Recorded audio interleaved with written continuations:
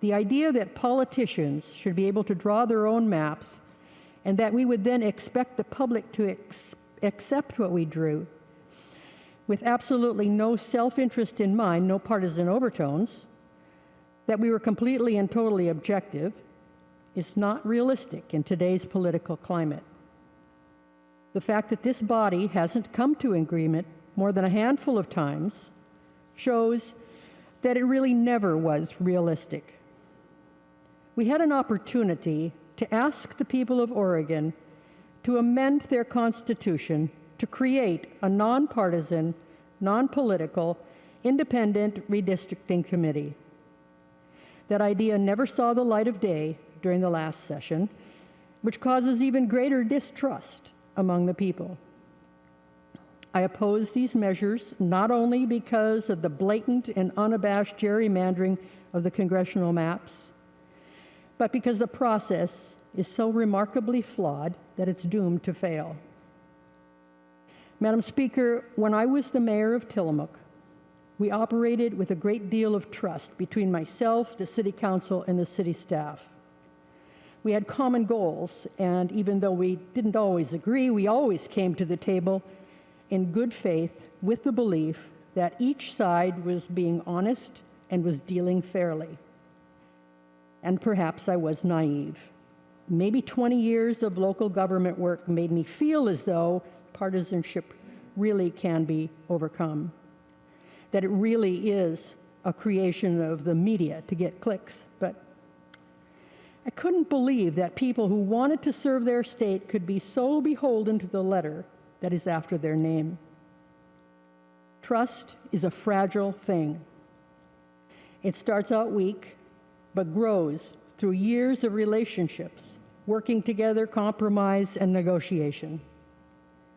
And don't equate trust with agreement. I never expected constant agreement, but I always expected that when a deal was reached, when a handshake occurred, we could honor our agreements, because in this building, the most valuable thing we have isn't our title, it isn't our gavel, it isn't our position. The most valuable thing we have here is our word.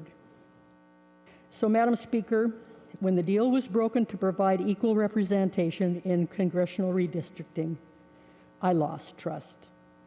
And when trust is gone, I genuinely don't know how this institution can work. We're broken, Madam Speaker.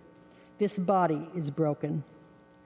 We can no longer just disagree on policy, but now we can't trust that deals are being brokered fairly. And I don't know how we come back from that when we've lost so much of the trust in the leadership of this state. Many of us are only here because we don't trust the Secretary of State to draw these maps either. And you know who else doesn't trust this body? The people, my constituents. They deserve fair representation in this body and in Congress.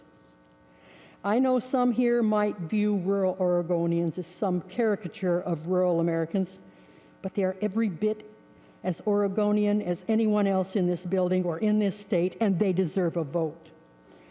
They deserve a voice, even when the majority of this body may disagree with that voice. We constantly decry the tearing down of institutions, of people disregarding government health directives, of even trying to commit violence, even in this building, and we shake our heads, we clench our fists in frustration and anger because of the damage that they inflict. But how often do we ask ourselves why? Why they think the way they do?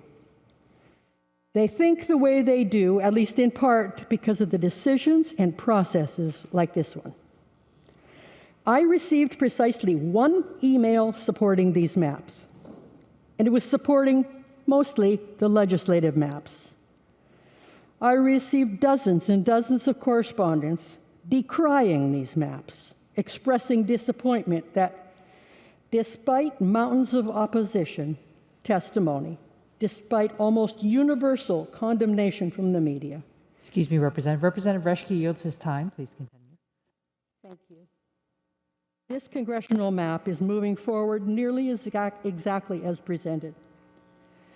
The minor changes that came after a mountain of public pressure were so minor that they were almost offensive, and they didn't address the real problem that Republicans, Independents, and Democrats around the state have pointed out. You can't have 4 congressional districts spider out from Portland and honestly believe that the maps are fair. To paraphrase, just because you keep repeating the phrase, "these maps aren't gerrymandered," over and over again doesn't make it so. But yet, the maps move forward. And that, Madam Speaker, is why so many people don't trust their government. As we spent hours and hours with our leader trying to negotiate with the legislative leadership and among ourselves, my staff brought to my attention that some members were making a game of this, playing detective and making videos on social media looking for us. Madam Speaker, I never left the state. I wasn't away on some vacation or spending time frivolously. I was staring at a screen in Teams meetings for hours, trying to best represent my constituents by trying to get them fair legislation and congressional maps.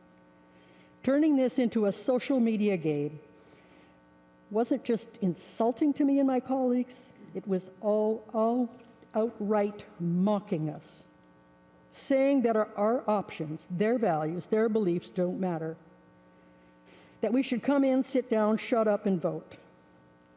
If a city councilor ever attempted such a stunt when I was the mayor, I would have reprimanded them immediately. How the legislature of the state of Oregon, working to draw maps that will affect not only our state but our nation, can act with less seriousness than the Tillamook City Council deciding what pothole to fill is astounding to me, and yet again conveys the message, even if unintended, that my constituents' voices matter so little that when their representative uses every tool in the toolbox to support their voice, that representative will be mocked, shamed, and turned into a game. Again, more trust lost. There isn't much more trust left, Madam Speaker. Madam Speaker, to my colleagues on the other side who genuinely don't like these maps, especially the congressional maps, it doesn't have to be this way. I know you're here and you realize how bad these maps are. Some of you told me in confidence. Now is the time to not only whisper under your breath. Your own eyes and your own mind can see how gerrymandered these maps are. Your constituents, the media, independent voters, all dislike these maps. I ask you, beg you, to push aside your partisan loyalties and reject at least the congressional map, where the gerrymandering is so blatantly obvious. Please, give this freshman legislator and all of our constituents hope that we don't have to bow to the will of our party bosses and that trust can be regained. I urge you in the strongest possible way to vote no. And I thank you, Madam Speaker.